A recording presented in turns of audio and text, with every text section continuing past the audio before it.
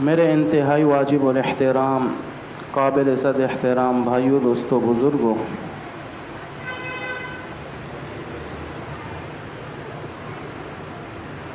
اللہ تبارک و تعالی نے اپنے حقوق کو حقوق العباد پر مؤخر کیا ہے، یعنی حقوق اللہ وہ حقوق العباد پر مقدم نہیں بلکہ مؤخر ہے۔ مؤخر کا مطلب بعد میں اور مقدم کا مطلب پہلے، یعنی حقوق العباد یہ مقدم ہے اور حقوق اللہ یہ مؤخر ہے۔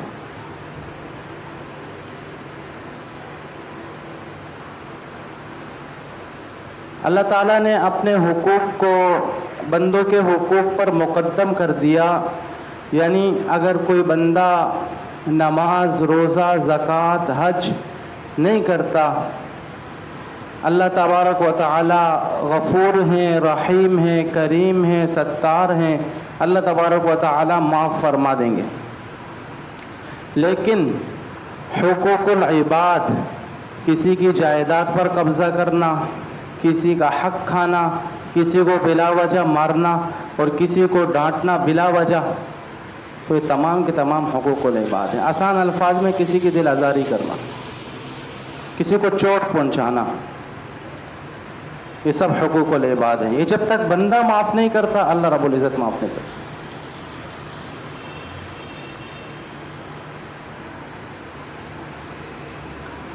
حقوق اللہ اور حقوق العباد کی مثال یوں لے لیں کہ آپ ایک جنگل میں ہیں اور آپ سفر میں ہیں، آپ کے پاس اتنا پانی ہے کہ آپ وضو کر سکتے ہیں، اور سامنے آپ دیکھتے ہیں کہ اللہ کا کوئی بندہ اس کو پیاس لگی ہے، تو آپ اپنا پانی اسے دیں گے اور خود تیمم کریں گے۔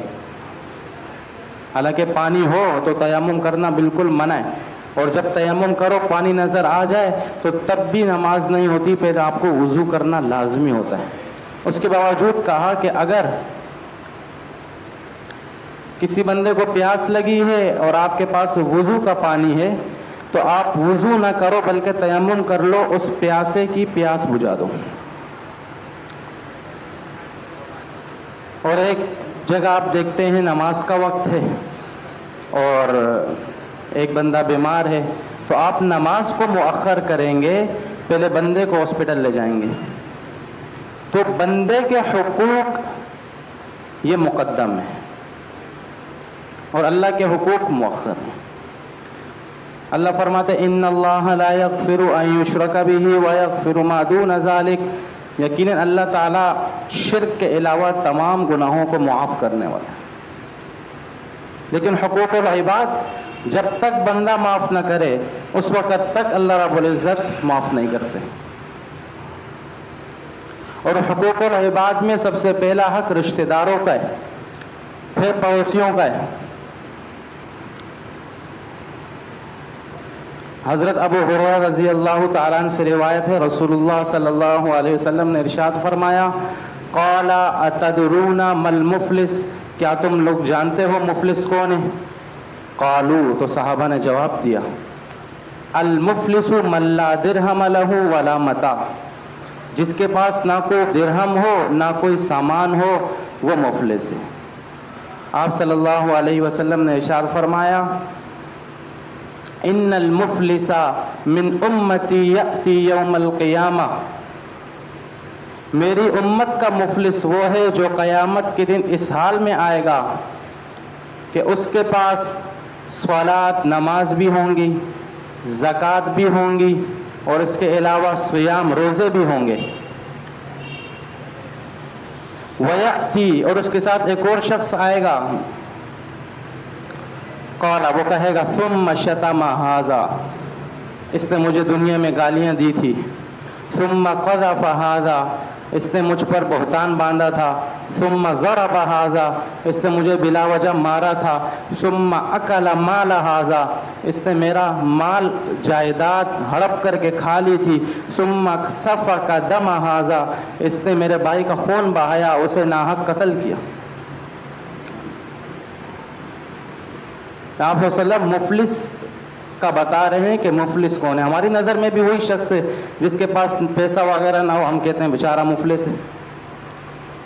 لیکن آپ صلی اللہ علیہ وسلم فرما رہے ہیں کہ میری امت کا مفلس وہ ہے جو قیامت کے دن اس حال میں آئے کہ اس کے پاس نمازیں بھی ہوں، روزے بھی ہوں، زکوٰۃ بھی ہو، اور جب حساب و کتاب کا وقت آئے تو اس کے ساتھ دوسرا بندہ آ جائے اور وہ کہے کہ اس نے مجھے دنیا میں گالیاں دی، بہتان لگایا، میرے بھائی کو ناحق قتل کیا، مجھے بلا وجہ مارا، میرے مال کو کھایا. تو اللہ تعالیٰ فرمائیں گے کہ اس کے پاس نیکیاں ہیں. فرشتے فرمائیں گے بالکل ہے. تو اللہ فرمائیں گے اس کی نمازیں اس کو دے دو. چلو گالی کے بدلے نمازیں ہو گئی، بہتان کے بدلے روزے ہو گئے.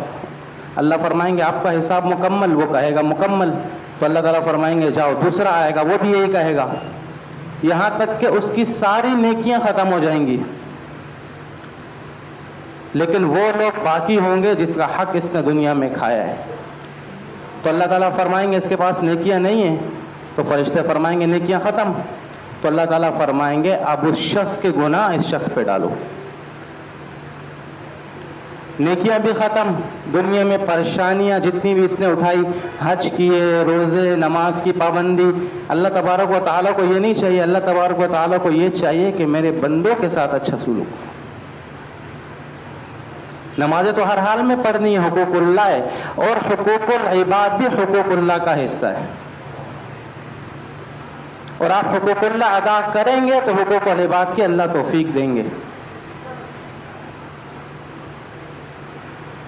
کیونکہ قرآن میں آتا ان الصلاۃ تنہی عن الفحشاء والمنکر، یقیناً جو نماز ہے وہ بے حیائی کے کاموں سے روکتی ہے. تو آپ نماز کو جب دل سے پڑھیں گے، اللہ رب العزت سے ڈریں گے، تو آپ کسی کا حق نہیں کھائیں گے، آپ کسی کو برا بھلا بھی نہیں کہیں گے. تو میں عرض کر رہا تھا جہاں اللہ رب العزت نے رشتہ داروں کے احکام بیان کیے ہیں، وہیں پر پڑوسیوں کے احکام بھی بیان کیے ہیں. صحیح مسلم کی روایت ہے، آپ صلی اللہ علیہ وسلم فرماتے ہیں والذی نفسی بیدہ، اس ذات کی قسم جس کے قبضے میں میری جان ہے، لا یؤمن عبد حتی یحب لجارہ لأخیہ ما یحب لنفسہ، اس وقت تک بندہ مکمل مسلمان نہیں بن سکتا جب تک اپنے لیے وہی پسند کرے جو دوسروں کے لیے پسند کرتا ہے.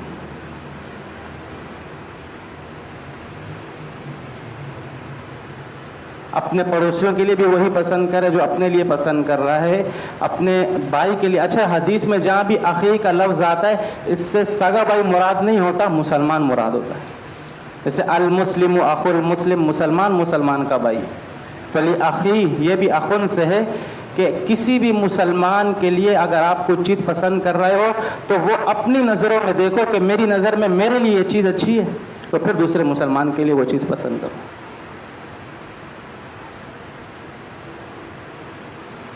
اللہ تبارک و تعالی سورہ النساء آیت نمبر 36 وَاعْبُدُوا اللَّهَ وَلَا تُشْرِكُوا بِهِ شَيْئًا وَبِالْوَالِدَيْنِ إِحْسَانًا وَبِذِي الْقُرْبَى وَالْيَتَامَى وَالْمَسَاكِينِ وَالْجَارِ ذِي الْقُرْبَى وَالْجَارِ الْجُنُبِ وَالصَّاحِبِ بِالْجَنبِ وَابْنِ السَّبِيلِ وَمَا مَلَكَتْ أَيْمَانُكُمْ إِنَّ اللَّهَ لَا يُحِبُّ مَنْ كَانَ مُخْتَالًا فَخُورًا. یہ ایک جامع آیات ہے جس کے اندر کافی عقائد بیان ہوئے.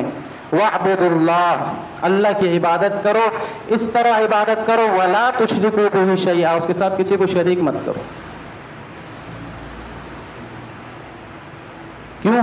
کیونکہ بعض اوقات ایک آیات آتی ہے اس کی تشریح دوسری آیات سے ہوتی ہے. ایک آیات میں ہے فَإِنِّي قریب، میں قریب ہوں، دعاؤں کو سنتا ہوں، جواب دیتا ہوں، دعائیں قبول کرتا ہوں. تو اس لیے سب سے بڑا مالک میں ہوں، تو لہٰذا میری عبادت کرو اور میری عبادت کے ساتھ کسی کو شریک مت کرو. دوسرا حکم وَبِالْوَالِدَيْنِ إِحْسَانًا، والدین کے ساتھ اچھا سلوک کرو. تیسرا حکم وَبِذِي الْقُرْبَى، رشتہ داروں کے ساتھ اچھا سلوک کرو. چوتھا حکم وَالْيَتَامَى، یتیموں کے ساتھ اچھا سلوک کرو. پانچواں حکم وَالْمَسَاكِينِ، مسکینوں کے ساتھ اچھا سلوک کرو. چھٹا حکم والجار ذی القربى، قریب والے پڑوسی کے ساتھ اچھا سلوک کرو. ساتواں حکم والجار الجنب، دور والے پڑوسی کے ساتھ اچھا سلوک کرو. آٹھواں حکم والصاحب الجنبی، جو ایک بندہ اس کے ساتھ دوسرا بندہ بیٹھا ہے، اب یہ دونوں بھی پڑوسی کے حق میں، تو اپنے ساتھی کا اچھا سلوک کرو، اپنے ساتھی کے ساتھ اچھا سلوک کرو. وابن السبیل، آپ سفر کر رہے ہو، سفر میں آپ کے ساتھ کوئی بیٹھا ہے، اس کے ساتھ اچھا سلوک کرو. وما ملکت ایمانکم، اور جو لوگ آپ کے ہاتھ کے نیچے ہیں، نوکر ہیں، غلام ہیں، ان کے ساتھ اچھا سلوک کرو. ان اللہ لا يحب، یقیناً اللہ تعالیٰ بالکل محبت ان شخص سے نہیں کرتے، من کان مختالا فخورا، جو تکبر کریں، فخر کریں. تو اس آیات کے اندر اللہ رب العزت نے تمام جتنے بھی حقوق تھے بتائے. کہیں یہ نہیں کہا کہ مسلمان پڑوسی ہے تو تب آپ نے اس کا خیال کرنا ہے، مسلمان پڑوسی نہیں تو آپ اس کا خیال نہیں کریں گے. نہیں، دین ہمیشہ امن کا درس دیتا ہے. ہو سکتا ہے آپ کے اچھے سلوک سے اللہ تعالیٰ اسے ہدایت دے دے، اس کا دل بدل جائے. حضرت علی رضی اللہ تعالی عنہ ایک دفعہ راستے سے جا رہے تھے تو ان کی زرہ پہلے لوگ پہنتے تھے، بیڑ نما ہوتی تھی اور ساتھ نیام ہوتی تھی جس کے اندر تلوار ہوتی ہے. تو وہ حضرت علی رضی اللہ تعالیٰ عنہ کی گر گئی، تو وہ ایک غیر مسلم نے اٹھا لی اور یہ دعویٰ کیا کہ یہ میری ہے. حضرت علی اس سے جھگڑے نہیں. حضرت علی نے کہا ٹھیک ہے، قاضی کے پاس آ جاؤ. تو حضرت علی اس کو قاضی کے پاس لے کر گئے. تو جتنی بھی باتیں ہو رہی تھی، کیونکہ حضرت علی کے پاس گواہ نہیں تھے، غیر مسلم اپنے ساتھ گواہ لے آیا، تو حضرت علی کے ساتھ گواہ نہیں تھے، تو اس لیے فیصلہ وہ غیر مسلم کے حق میں ہو گیا. غیر مسلم پریشان ہوا، اس نے کہا زرہ تو ان کی ہی ہے، میں نے تو چوری کی ہے.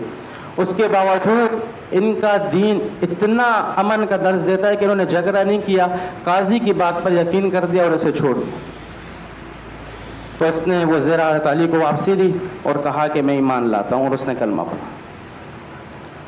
جب اس نے کلمہ پڑھا تو پھر حضرت علی نے کہا کہ آپ مسلمان ہو گئے تو یہ زرہ آپ کو تحفہ ہے.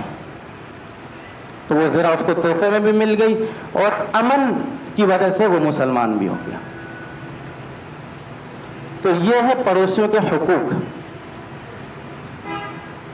آپ صلی اللہ علیہ وسلم نے ارشاد فرمایا جب تم کوئی کھانا پکاؤ فاکثر ماءها، تو اس کے اندر پانی کو بڑھا دو.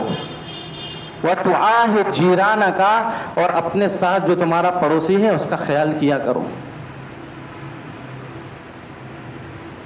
تو اس حدیث سے کیا ہمیں سبق ملتا ہے کہ جو آپ کا پڑوسی ہے اس کا ہر حال میں خیال کرنا ہے.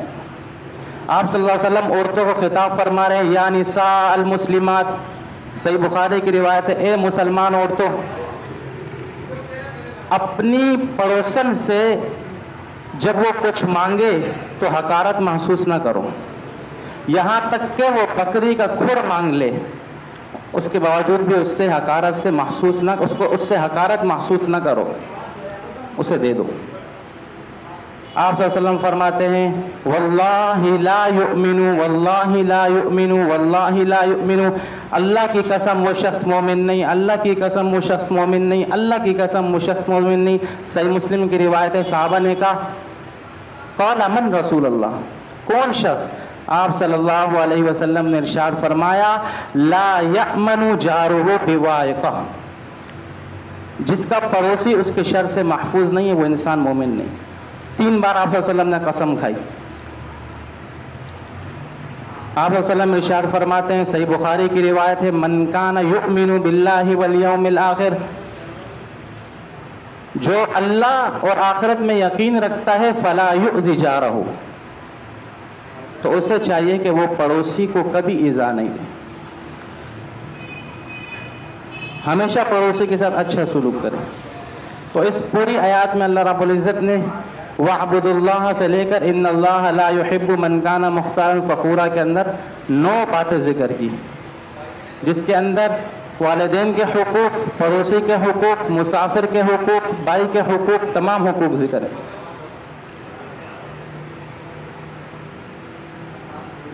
اور آپ اللہ تعالیٰ فرماتے ہیں صحابہ کی طرح بنو، سورہ حشر آیت نمبر 9، وَيُؤْثِرُونَ عَلَىٰ أَنفُسِهِمْ وَلَوْ كَانَ بِهِمْ خَصَاصَةٌ، وہ دوسروں کو اپنے اوپر ترجیح دیتے تھے، دوسروں کو اپنے اوپر ترجیح دیتے تھے اگرچہ وہ تنگ دست ہو۔ اگر ایک شخص تنگ دست ہے، اس کے ہاں مہمان آتا ہے، لیکن وہ پھر بھی بڑھ چڑھ کر اس کے لیے خرچ کرتے ہیں۔ تو قرآن اور حدیث دونوں ہمیں رشتہ داروں کے حقوق کا جو ہے درس دیتے ہیں، اور یہ بہت اہم مسائل ہیں حقوق العباد میں۔ رشتہ داروں کے بعد پڑوسیوں کا حقوق ہے۔ تو اس لیے اللہ تبارک و تعالیٰ سے دعا کرنی چاہیے کہ اللہ تبارک و تعالیٰ ہمیں رشتہ داروں کے اور پڑوسوں کے حقوق کو مکمل طور پر پورا کرنے کی توفیق عطا فرمائے، اور ہمیشہ اچھا سلوک کرنے کی۔ ہم اچھا سلوک کریں گے تو اگلا بندہ جو ہے وہ متاثر ہوگا، کیونکہ دین اسلام ہمیشہ امن کا درس دے رہا ہے، لڑائی کا نہیں دے رہا۔ آپ علیہ وسلم کے جتنے غزوات اٹھاؤ، ہمیشہ کفار کی طرف سے پہلا وار ہے۔ یہاں غزہ دیکھ لو، یہاں بھی کفار کی طرف سے پہلا وار ہے۔ عید سے پہلے معاہدہ ہوا اور عید کے بعد دوبارہ انہوں نے جنگ شروع کی۔ تو مسلمان کبھی بھی جنگ میں پہل نہیں کرتا۔ آپ صلی اللہ علیہ وسلم نے ارشاد فرمایا جہاد کی تمنا نہ کرو، جنگ کی تمنا نہ کرو، لیکن اللہ فرما رہے ہیں اگر فرض ہو جائے تو فضر بر رقاب، تو پھر گردنیں اڑاؤ۔ تو پہلے خود لڑائی نہیں کرنی۔ اگر دین اسلام کو چوٹ پہنچ رہی ہے تو امن کا درس دو، امن کا درس دو۔ یہ تو آخری حد جہاد ہے۔ اللہ تبارک و تعالی ہمیں سمجھ کے عمل کی توفیق عطا فرمائے۔ وآخر دعوانا ان الحمد للہ رب العالمین۔ سنت